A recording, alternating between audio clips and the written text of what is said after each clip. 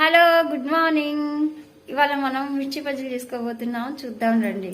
సడన్గా మిర్చీలు చేయాలి కానీ ఇప్పుడు స్టఫింగ్ లేదు. ఇప్పుడు ఎలా చేయాలనుకుంటే ఫస్ట్ ఇలా అయితే నేనైతే ఇలా చేసుకున్నాను. శనగపిండి మంచిగా సాల్ట్ వేసుకొని మంచి లంప్స్ లేకుండా కలుపుకున్నాను. చిక్కగా కలుపుకోవాలి.